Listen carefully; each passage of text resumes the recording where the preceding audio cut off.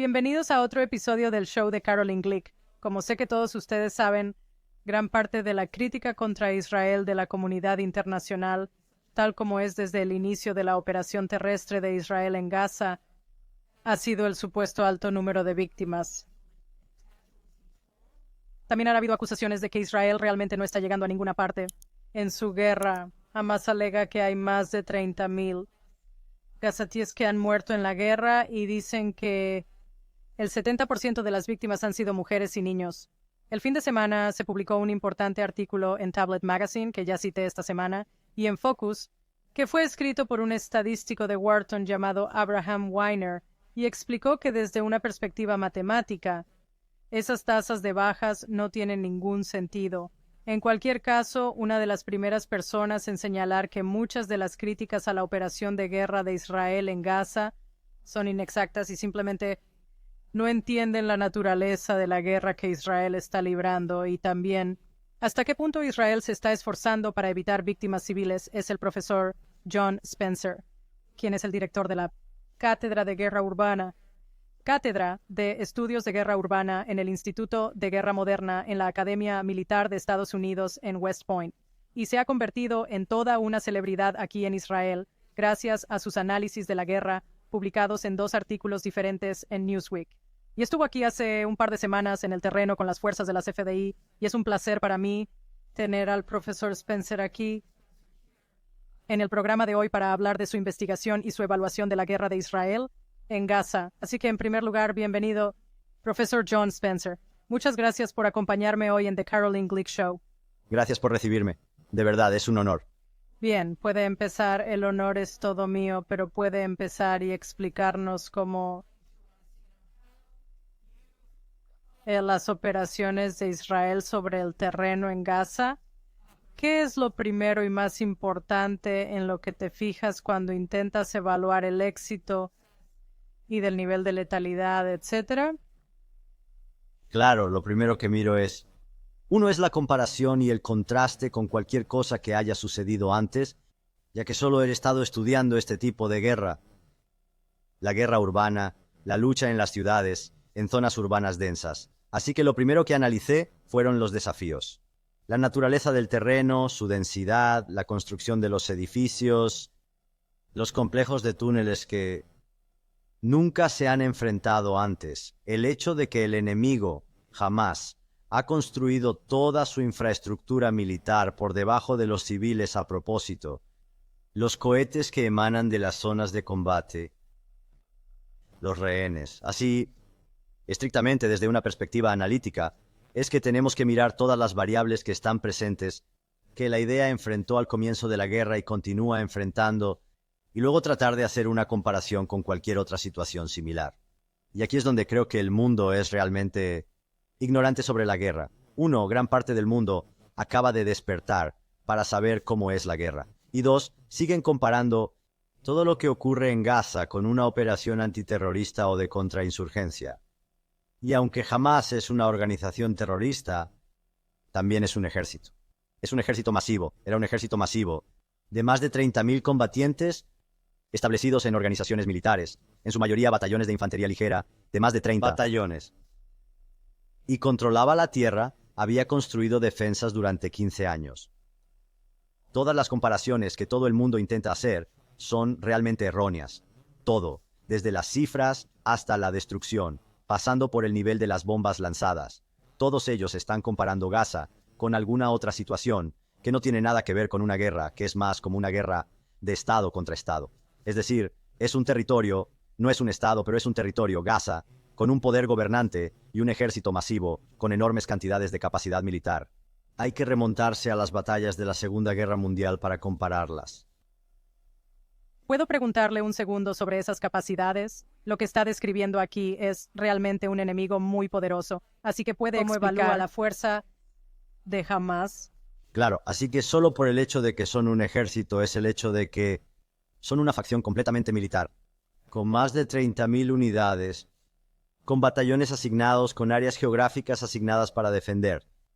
Así que en la guerra decimos que la defensa es siempre la forma más fuerte de la guerra, y hacemos lo que se llama un análisis de poder de combate. Y si estás en posiciones defensivas, y jamás ha tenido más de 15 años para construir posiciones defensivas, todo esto aumenta su capacidad de combate. Sí, no tienen una fuerza aérea, no tienen blindados y tanques, son en su mayoría de infantería ligera, pero están en, probablemente el terreno más defensivo que jamás se podría crear.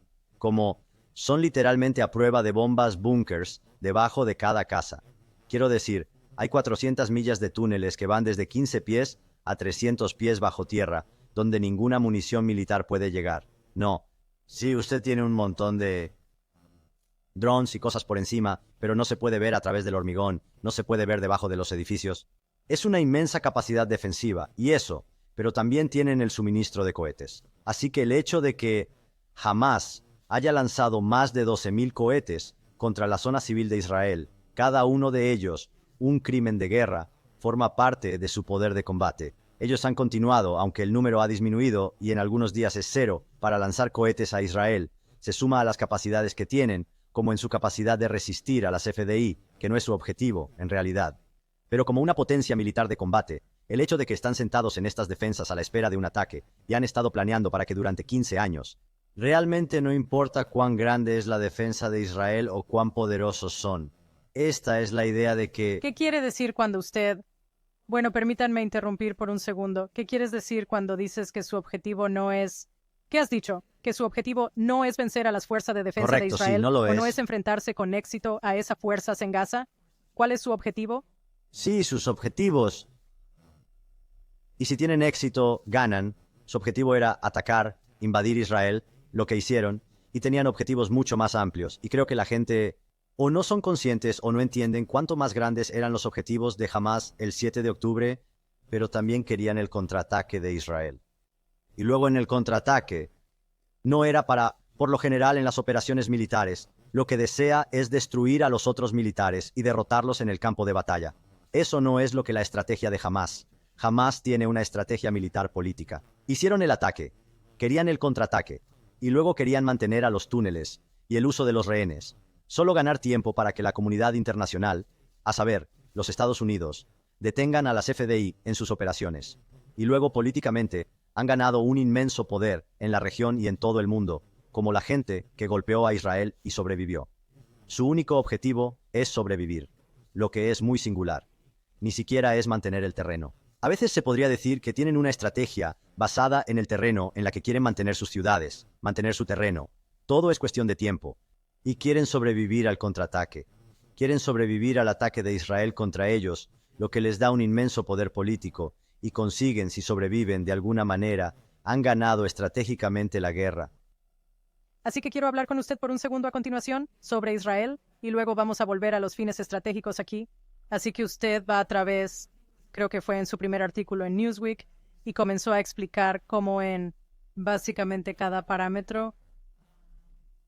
Quiero decir, ahora estoy buscando mis notas. Israel es acatando completamente la ley internacional, que el concepto de que Israel está desproporcionadamente atacando o causando un daño desproporcionado a civiles cuando ataca objetivos de Hamás es a la vez inmensurable y erróneo. Así que, ¿podría repasar un par de parámetros que ha expuesto en su análisis de cómo está luchando Israel? Y luego me gustaría saber cómo valora el éxito de Israel hasta ahora. Sí, creo que la primera parte es que, por supuesto, todo el mundo estaba de acuerdo en que Israel tenía derecho a la autodefensa y a lanzar la guerra contra Hamás. Fueron atacados. Según la Carta de la ONU, ni siquiera tienes que pedir permiso, solo tienes que notificar a las Naciones Unidas bajo el artículo 21, y puedes responder. Y luego te metes en la ley de proporcionalidad, que esa palabra han conseguido básicamente secuestrar el mundo. ¿Y qué es la proporcionalidad? En la guerra, en una guerra de autodefensa, es proporcional eliminar la amenaza inminente. Eso es todo. Así que, a mayor escala, la proporcionalidad es: ¿estás usando la fuerza apropiada para eliminar la amenaza? En este caso, es jamás una amenaza existencial, especialmente con sus cohetes contra Israel, no solo con el ataque. Y el objetivo de la guerra ha sido muy claro desde el primer día: traer a los rehenes a casa, destruir a Hamás y asegurar la frontera de Israel. Proporcionalidad en la guerra, en general, es utilizar la fuerza necesaria para eliminar esa amenaza, que ha sido diaria con los cohetes. El otro aspecto de la proporcionalidad es: Usar la fuerza, en donde solo apuntas a un objetivo militar y usas la fuerza apropiada para ese objetivo.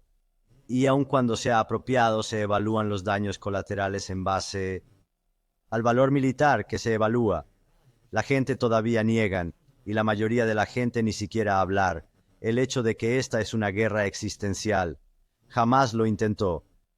No solo lo que hizo el 7 de octubre. Su objetivo es destruir Israel y a todo el pueblo judío. Es una amenaza existencial que entra en el cálculo de proporcionalidad, de cómo estoy eliminando esta amenaza existencial. Ahora, en mis otros artículos basados tanto en observaciones, conociendo la idea y estando sobre el terreno 2 veces ya en Gaza, incluso cuando se considera esto, es una necesidad militar, además de que se está utilizando una fuerza proporcional. En mi opinión, se trata de una fuerza abrumadora, no sobre cualquier otro término. Es una fuerza abrumadora, y eso es lo que hacen los militares. Quieres golpear con fuerza abrumadora y destruir a tu enemigo. Eso no significa que no sigas las leyes de la guerra, pero lo hacen. Aún así, hay que tomar todas las precauciones posibles para limitar los daños a la población civil.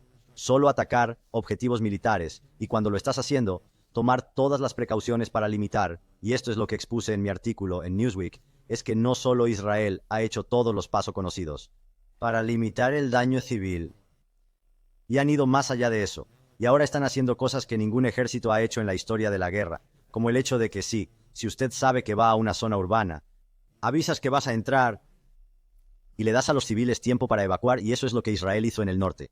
Ahora, la forma de hacerlo ha sido por lo que vimos. Rodean una zona civil, lanzan volantes y pasan a establecer la evacuación y zonas de evacuación para los civiles.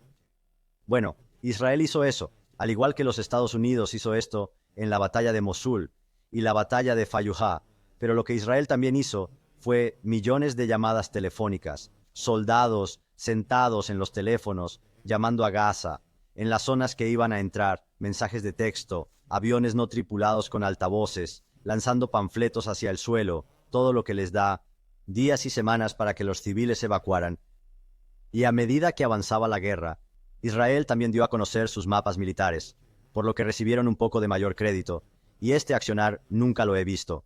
Ellos dieron su... Fue gracioso porque cuando estaba leyendo esos artículos antes de tener esta conversación, empecé a sacudir la cabeza y dije, ¿cómo puede un ejército que dar este tipo de notificación a su enemigo, decirle que está llegando y específicamente dónde está llegando y diciéndoles que deben salir?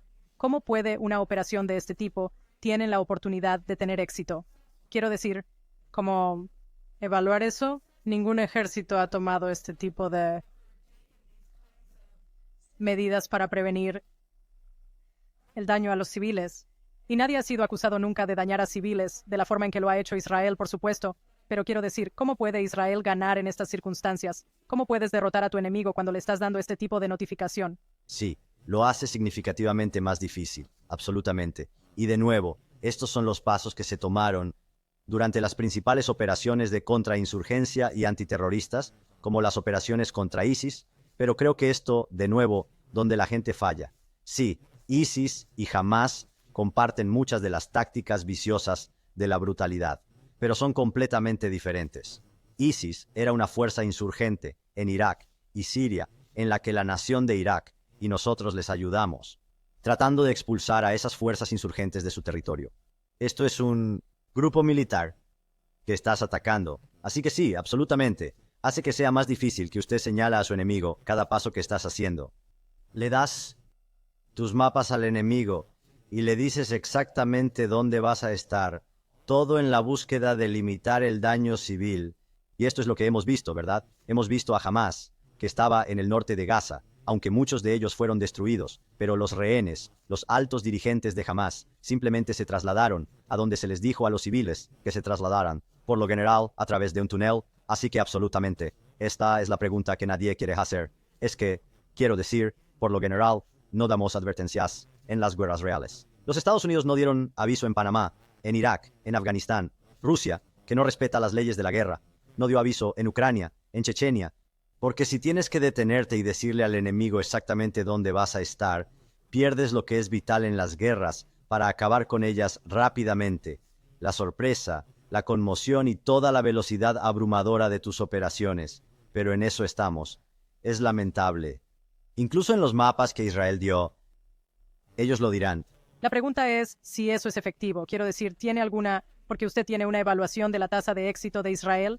Eso es lo que es también tan notable acerca de su análisis. No solo se señala en cierto modo, autodestructivas longitudes que Israel va a con el fin de proteger a los civiles, sino que también luego hablar de cuánto éxito tiene Israel. ¿Puede hablarnos un poco de eso también?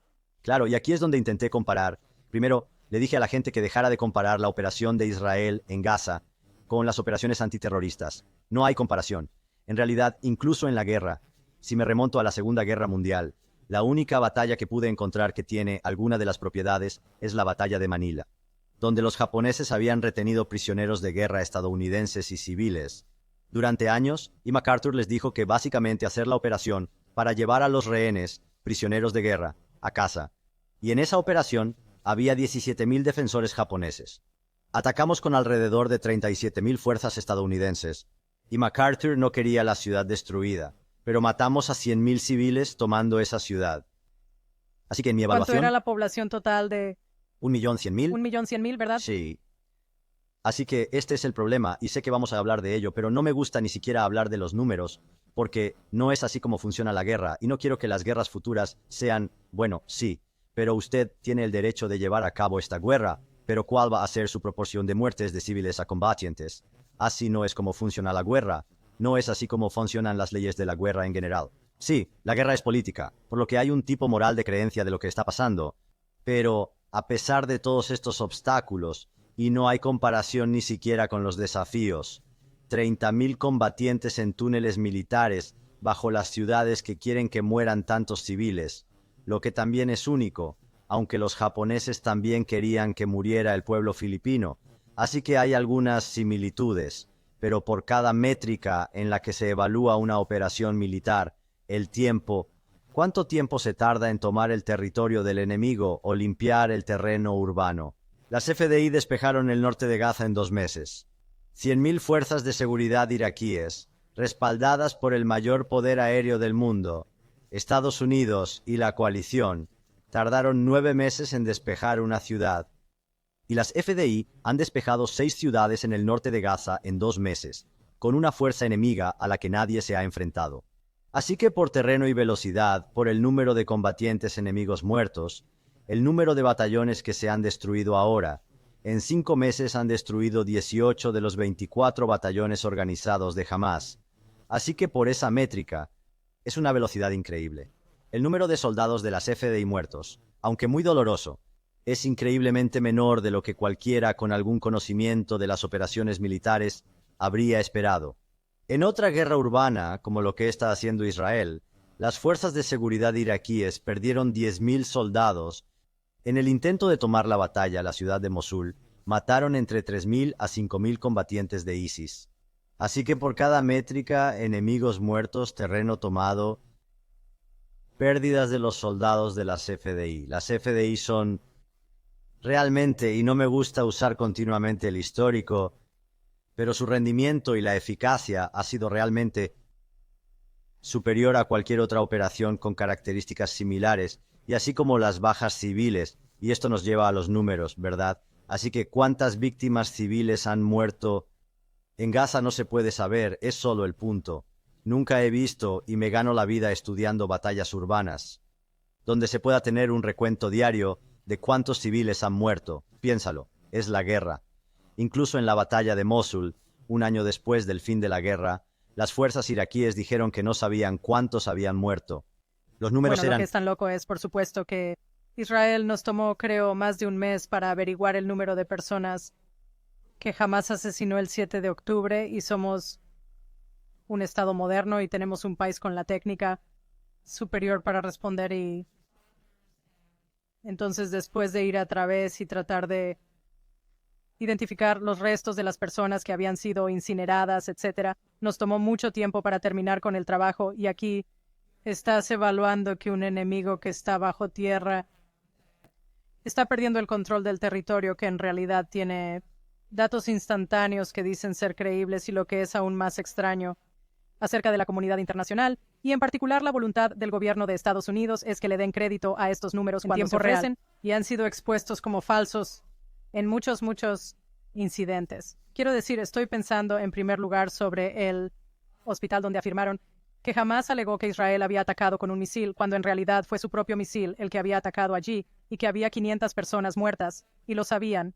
Un minuto después de la caída del misil, y todo el mundo estaba exigiendo una explicación instantánea y todo lo demás. Y así es la misma cosa, es decir, sigue y sigue y sigue. Vemos la falsedad de sus alegaciones, vemos que no tienen credibilidad, y luego vemos esta increíble voluntad por parte de personas que deberían saber más, no que saben más, sino que realmente deberían saber más, para dar crédito a los números como un hecho.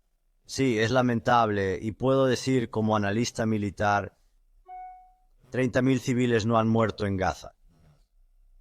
No es un hecho. 1. No hay forma de saber la cifra, y 2. Esa cifra no incluye a ningún militante de Hamás. Por lo tanto, en la guerra hay dos categorías, hay combatientes y no combatientes. Los civiles que no participan en las hostilidades son no combatientes. La cifra generada por Hamás vía el Ministerio de Sanidad de Gaza incluye 0 combatientes muertos. Por tanto, incluye a todos los combatientes de Hamás que han muerto en la guerra.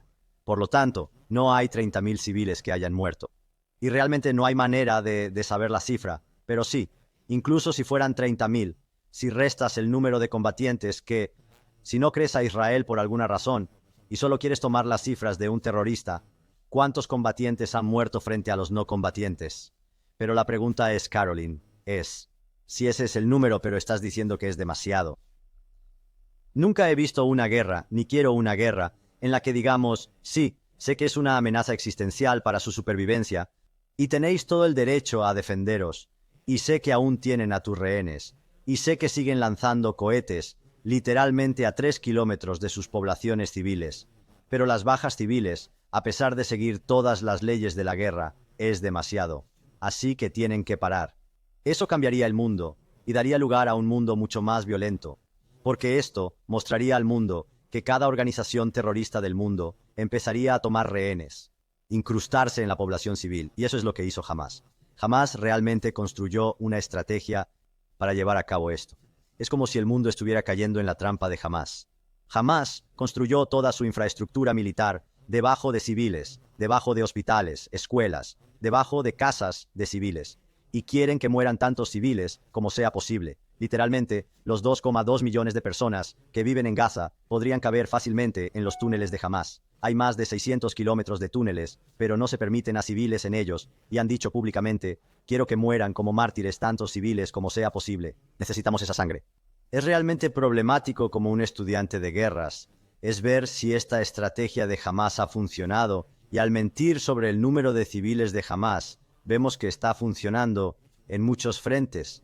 Y es realmente peligroso, creo, para el futuro. Y en realidad muestra que su doctrina o su concepto de la guerra era correcto. Quiero decir, su concepto de que todo lo que tenemos que hacer es sobrevivir, porque sabemos que vivos o muertos, si sobrevivimos de alguna manera, por ejemplo en Rafah, entonces Israel pierde y todo lo que tenemos que hacer para sobrevivir es esperar porque después de unas semanas o un par de meses, la opinión mundial va a cambiar. Se volverá contra Israel. Se pondrá de nuestro lado. Podemos depender de que eso suceda. Y podemos depender, en última instancia, de que los Estados Unidos pidan a Israel que se retire, diciendo que sus operaciones son exageradas, aceptando nuestro número de bajas y acusando a Israel de no acatar las leyes de la guerra, etcétera, etcétera, por lo que al haciendo el tipo de cosas que estamos viendo que se están haciendo, y estoy tratando de ser cuidadoso porque sé que trabajas para West Point. No quiero meterte en problemas, pero quiero decir, en realidad lo que estamos viendo sobre el terreno es que la administración Biden está a la altura de las expectativas de Hamás. Así que tienes razón, no voy a comentar sobre lo que nadie dice políticamente, pero voy a decir es que usted sabe, después de haber visitado Gaza 2 veces, que a pesar de que gente va cayendo en la trampa de Hamás, es que las FDI han continuado las operaciones. Han continuado la limpieza y sí, han tenido restricciones puestas en ellos que normalmente no tendrían los militares. Como no puedes entrar en esas áreas hasta que las evacúen de un alto porcentaje de bajas civiles. Esto es lo que he visto ahora. Hay mapas que las FDI entregaron en los que cada área tiene un código de colores para saber cuántos civiles viven allí. Imágenes de satélite, teléfono celular, presencia, fotos de edificios, para determinar lo que la población civil, y no van a esas zonas hasta que los civiles hayan sido retirados, o que definitivamente no llevan a cabo operaciones. Pero a pesar de toda la retórica, Caroline, y a pesar de los aspectos políticos de esto, porque toda guerra es política, es que las FDI han continuado para encontrar una manera, y acabo de estar en Jan Yunes hace 2 semanas. Han descubierto una manera de quitarle la ventaja del túnel al enemigo. Han descubierto una manera de reducir las bajas civiles, y de nuevo, no me gusta usar los números, pero está bien. Bien, queremos utilizar 1 a 1. Han reducido el número de bajas civiles a combatientes enemigos, a números históricamente bajos en una guerra, ¿verdad? No en una operación antiterrorista o de contrainsurgencia. Así que a pesar de que, hasta ahora, esa estrategia de Hamás no ha funcionado, hay una posibilidad de que podría ser, pero no ha funcionado para detener la estrategia de Hamás. ¿Qué opina usted cuando estuvo en Jan Yunes hace un par de semanas? ¿Cuáles fueron sus impresiones de las fuerzas militares que vio allí en términos de su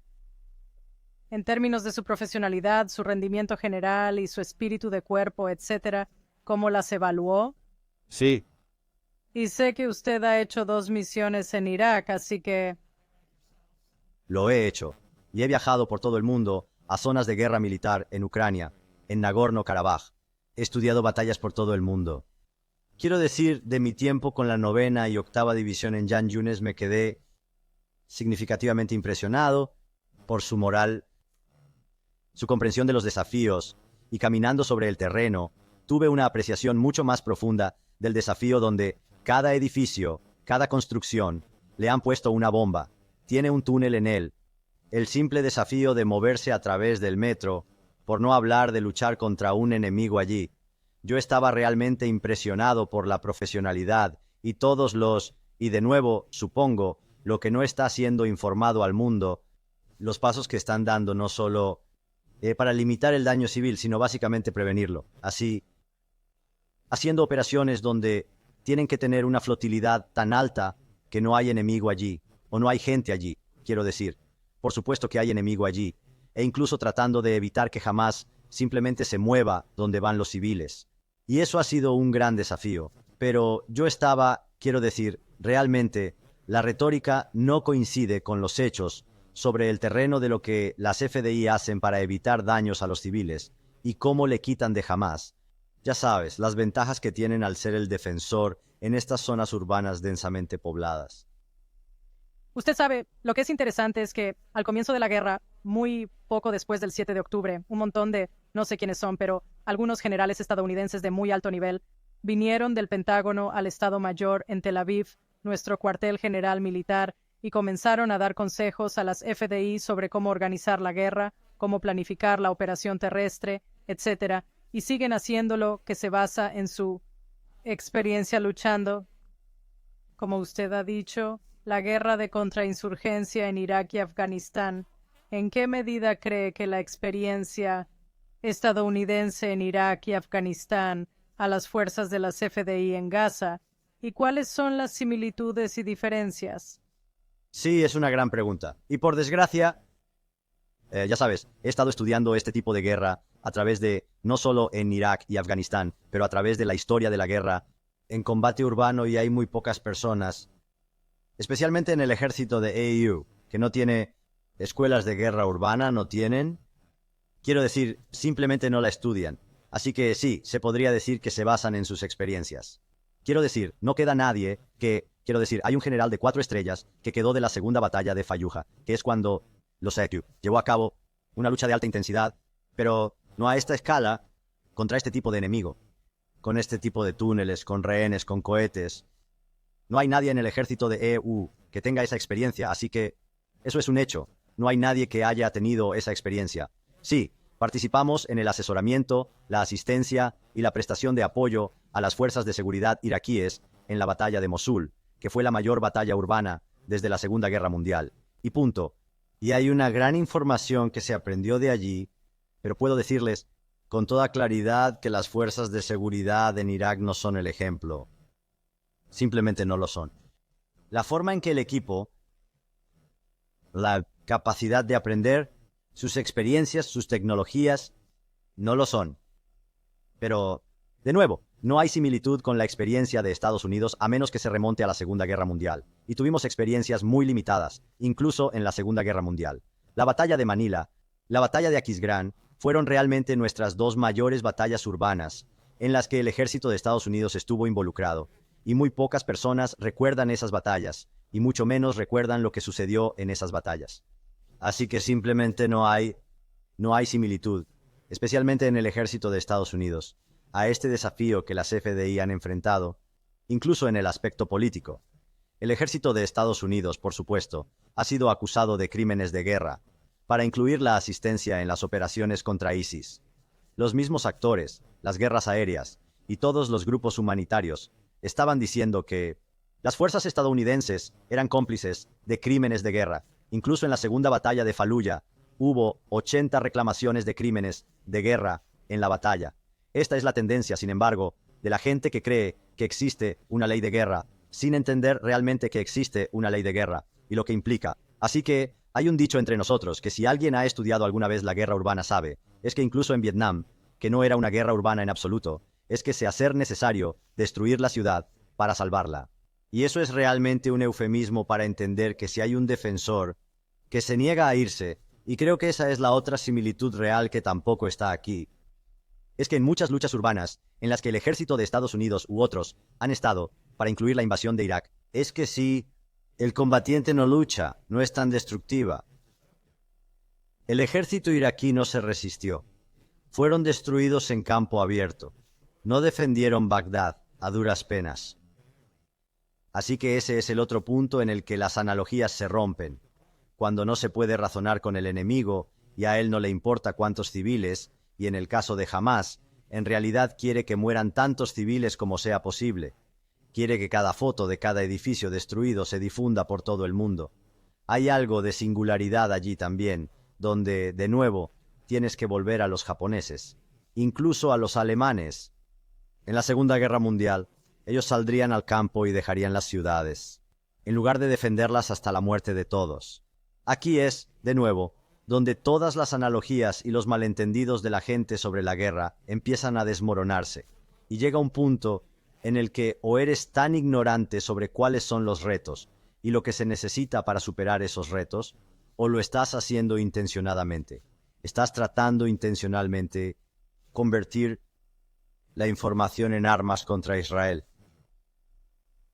Así que esa es la otra cosa, es que, ya sabes, uno de los aspectos únicos que creo de esta guerra es la proximidad del espacio de batalla, que, ya sabes, es a poca distancia de nuestros hogares.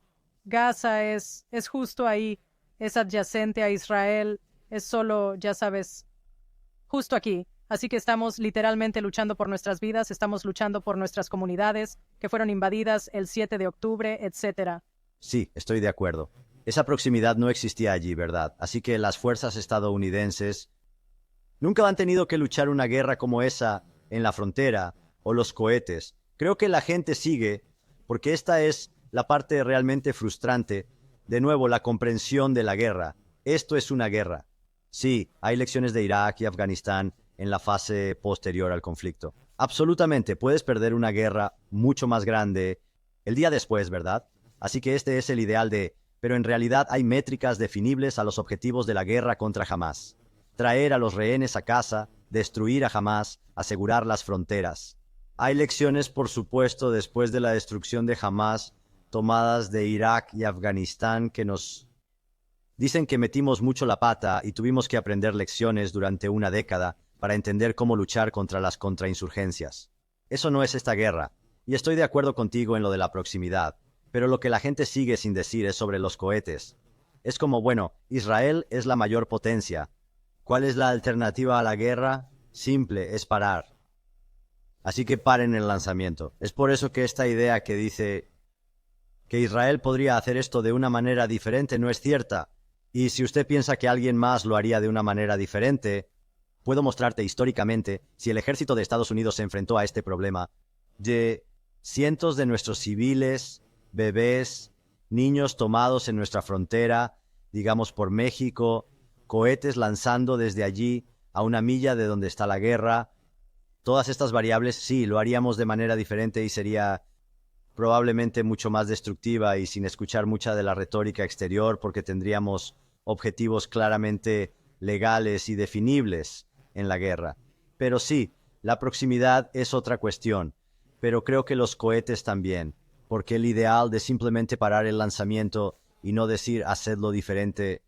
Bueno, ¿qué pasa con los cohetes? Bueno, tienes la cúpula de hierro. Esa no es la misma pregunta. ¿Y los rehenes?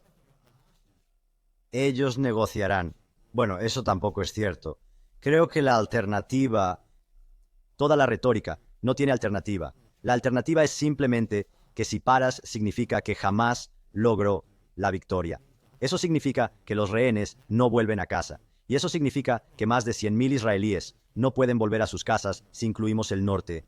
Y sé que hablaremos del norte. Creo que este es un territorio realmente peligroso para el futuro del mundo, en mi opinión. Sí, así que lo que quería hablar de ti sobre los civiles va a la cuestión de que, bien, hemos destruido el pueblo con el fin de salvarlo, porque cuando ves el nivel de apoyo que tiene Hamás en Gaza y por supuesto en Judea y Samaria, entonces la pregunta es, bueno, ya sabes, ¿cómo los civiles estaban dispuestos a que sus casas fueran usadas como puntos de entrada a túneles subterráneos? Estaban dispuestos a que sus hospitales y escuelas sirvieran como instalaciones de Hamás para cualquier propósito para tener misiles disparados a Israel desde las clínicas de la UNRWA.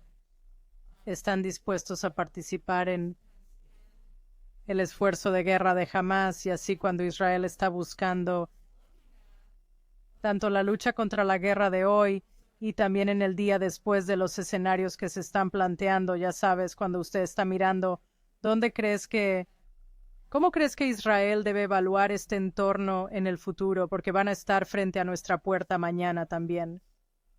Sí, quiero decir, es una gran pregunta, pero desde la ejecución de la guerra, si bien todo eso es cierto, y jamás es el gobierno de Gaza, y jamás es el ejército militar de Gaza, es más una analogía de un conflicto de estado a estado lo que debería usarse. En la ejecución de la guerra, a pesar de que asistencia a la población civil, que el cumplimiento, todo lo relacionado a la población civil en la guerra, hay que separar combatientes y no combatientes, y ejecutar la guerra de esa manera, para que se cumplan las leyes de la guerra. Y esta es la razón por la que mi primer artículo en la CNN fue: Israel está siguiendo las leyes de la guerra y las está superando. Punto. Usted puede debatir otros aspectos de detener la entrada de agua durante un día o dos, el ideal del castigo colectivo, pero no está respaldado por la evidencia de los hechos. Quiero las leyes de la guerra porque si no, la brutalidad de la guerra seguirá aumentando. Por eso las convenciones de Ginebra decían incluso que no se podía atacar a civiles, que había que limitarlas, tomar todas estas precauciones, y eso es lo que está haciendo Israel. Después, sin embargo, ahí es donde se trata de cómo seguir adelante y cuál es la nueva construcción en la que simplemente no tienes, jamás tiene que ser destruido, o ellos ganan, punto. Y sobre lo que hagas el día después, especialmente con todo, jamás fue elegido y luego se le permitió crear un santuario y obtuvo el apoyo de la gente para hacer todas estas cosas. Pero, ¿cómo se crea un entorno en el que solo un Hamas 2.0, yihad, leones o lo que sea, simplemente no tomen el manual y se conviertan en el nuevo Hamas y les tome otra década para hacer otro ataque del 7 de octubre? Eso se evaluará también militarmente en cómo lo haces, y aquí hay muchas lecciones. Sí, de Irak, Afganistán, la historia de la contrainsurgencia, es que tienes que establecer nuevas estructuras de poder, tienes que asegurar un desarme, tienes que hacer la reeducación, tienes que ayudar con todos los servicios esenciales, todo eso. Pero hay otras cuestiones, Caroline. ¿Cómo se ejecuta la guerra? Tienes que separar a los combatientes de los no combatientes como lo ha hecho Israel, a pesar de toda la ayuda. Pero si eres un civil que participa en las hostilidades, esto de nuevo vuelve al número, no eres un civil, eres un combatiente. Es un hecho, así es como funciona. Así que Ya sabes, el otro aspecto de esto que es importante tener en cuenta es que Hamás un proxy. Quiero decir, Hamás es un hermano musulmán, sunita y yihadista de una organización que, ya sabes, es un componente importante, la mayor fuerza política en la vida palestina en Gaza y también la más popular en Judea y Samaria, pero es parte de los Axis y apoderados de Irán, y por lo que también es un aspecto importante, un aspecto de la comprensión y ser capaz de realmente de evaluar la naturaleza del enemigo que estás combatiendo, porque incluso en algunas de las comunicaciones de Hamás que fueron descubiertas y expuestas por las FDI durante el curso de la guerra, se vio que Sinwar dijo sí, Sinwar, el líder de Hamás, que la invasión del 7 de octubre fue coordinada y aprobada por Irán. Así que vamos a pivotar por un segundo al otro aliado, al socio en el Líbano. Todo el mundo aquí piensa que, ya sabes, no podemos restaurar cualquier tipo de seguridad al norte de Israel sin una operación militar significativa en el Líbano. Sí, estoy 100% de acuerdo contigo en que hay un tema para toda la inestabilidad en Oriente Medio, y es Irán. Todos sus apoderados, y esto es una prueba de su gran estrategia, para ser honesto. Jamás chiitas, sunitas, no importa, sus grupos proxy, haciendo su voluntad, es una prueba del apaciguamiento que el mundo ha dado a Irán, si no es un apoyo financiero que le han dado a Irán para tratar de apaciguarlo. No ha funcionado.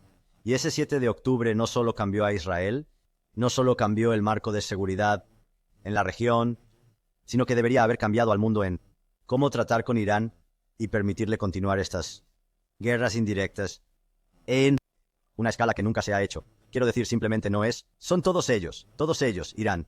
Hezbollah, Hamas, Houthis, los chiitas de Irak o los paramilitares en Irak. Y estoy de acuerdo contigo en lo del norte, es que el 8 de octubre Hezbollah atacó. De hecho, yo también recorrí parte del terreno en el norte, a lo largo de la línea azul. Y creo que si el mundo reconociera lo que ha hecho Hezbollah, sería el primer paso.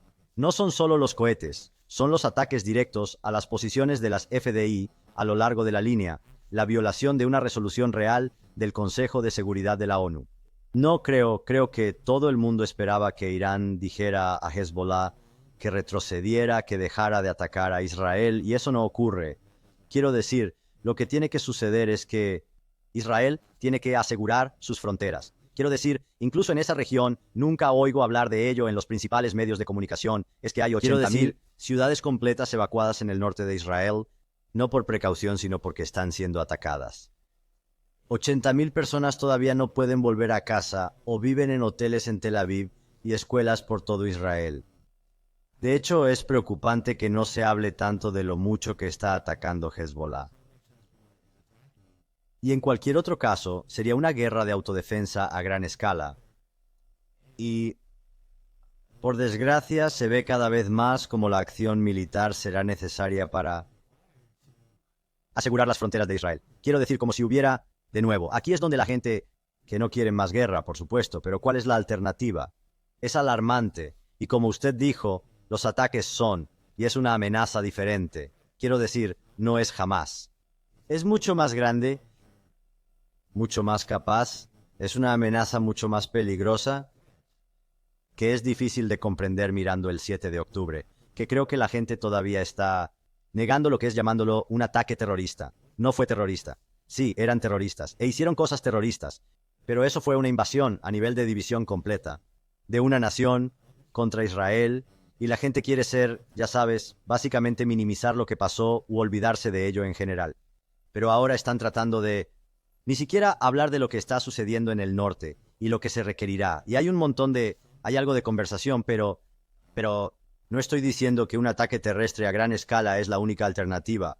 Uno esperaría, y esto entra en la teoría del actor racional de nuevo, que uno esperaría que jamás simplemente se rindiera y entregara a los rehenes. En esta situación, ¿pensarías que Hezbollah dejaría de atacar? ¿Retrocedería por su propia supervivencia? ¿O Irán les diría que lo hicieran? ya que reciben todas las órdenes del último maestro de marionetas.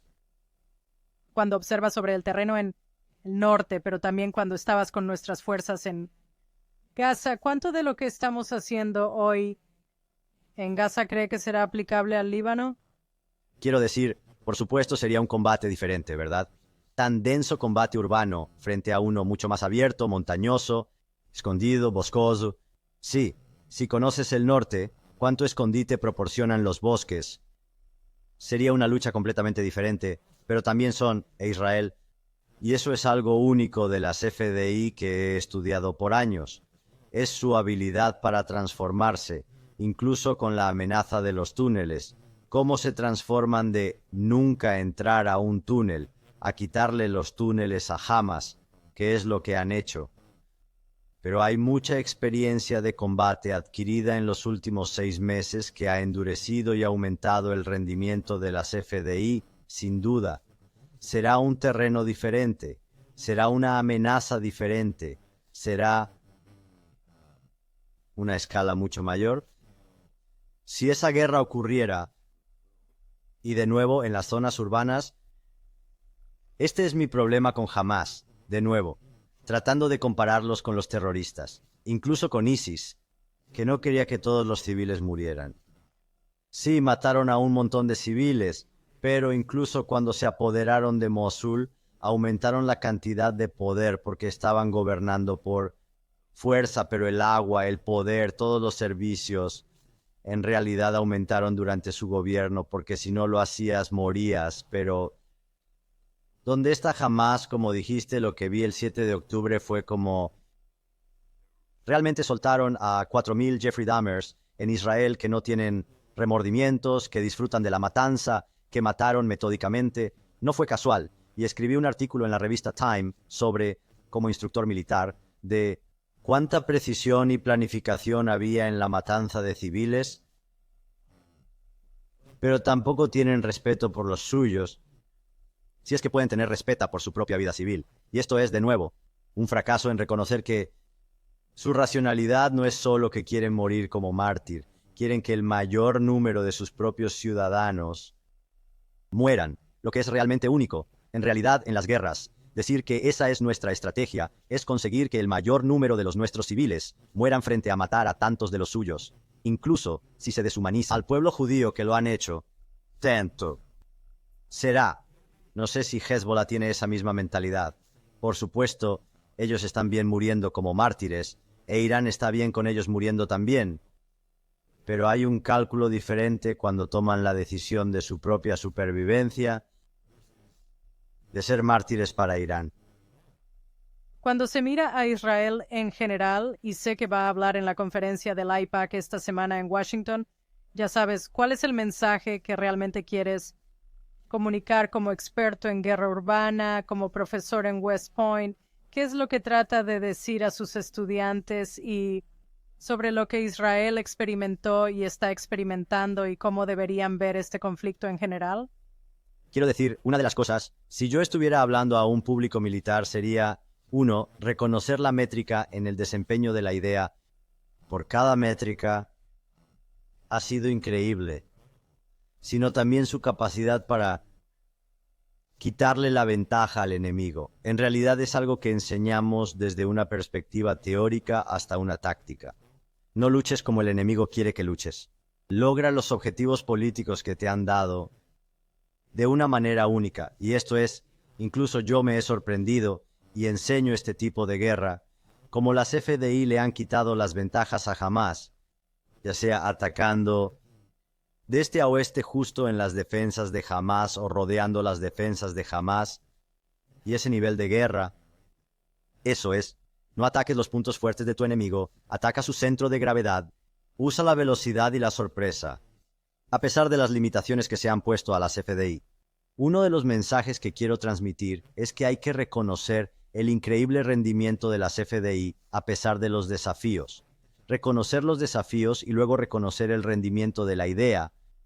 Y como usted dijo, y aprendiendo todo desde el nivel del ejército, la integración coordinada aire-tierra. Pensar en el desafío, y encontrar una manera que nadie ha pensado en cómo superar esos desafíos. Así que tengo muchos mensajes. Uno es asegurarse de que las críticas, si las hay, estén respaldadas por hechos y pruebas. Pero reconocer los hechos, positivos, así como en el rendimiento. Yo mismo estuve en Irak en el 2003 en la tercera división de infantería y vi que, ya sabes, no tenían la analogía correcta cuando entraron. Hablaban de que sus abuelos habían liberado París de los nazis. Y yo les dije, no, esto no es así. Vale, esto sí lo es. La analogía es el Líbano. Y ya sabes, fuimos allí y al igual que las fuerzas de la tercera ID entraron y fuera de Nasseria todo el mundo estaba haciendo pulgares arriba y Go America para ellos. Y eso es lo que pasó con nuestros soldados en el Líbano en 1982.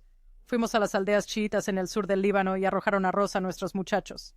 Y ya sabes, y entonces Amal se convirtió en Hezbollah y luego ya sabes, la OLP se convirtió en Amal se convirtió en Hezbollah y ellos nos masticaron, ¿sabes? Y nos escupieron. Y eso es muy similar a lo que sucedió a las fuerzas de Estados Unidos con el tiempo, de nuevo con el tiempo en Irak y otros lugares y así. Por lo tanto, ya sabes, durante años hemos estado escuchando, ya sabes, desde la Guerra Fría, que terminó el conflicto de alta intensidad, la guerra convencional ha terminado, y ahora todo es conflicto de baja intensidad y con guerras asimétricas.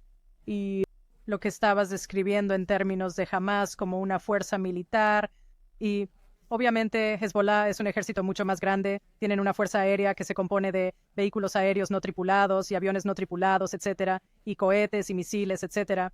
Pero lo que realmente estamos viendo aquí es una nueva forma de guerra que es, no sé, nueva, pero es un conflicto de alta intensidad, es de militar a militar, solo que los ejércitos son muy diferentes entre sí. Una es una fuerza convencional y la otra es una fuerza que fue construida a un enemigo específico que la estructura de la fuerza se construye. No es algo genérico. Bien, vamos a tener infantería y artillería y todo lo demás. Estamos haciendo una fuerza híbrida que se dirige específicamente a aniquilar a Israel. Así que en una escala de 1 a 10, ¿qué nota crees que merece Israel por su lucha en la guerra de Gaza? Al menos un 8 o un 9, solo por comparación con los desafíos. Quiero decir, no hay nadie perfecto, así que esto es como lo más. Tampoco estoy de acuerdo con lo más moral, porque serví en el ejército de Estados Unidos, ya sabes.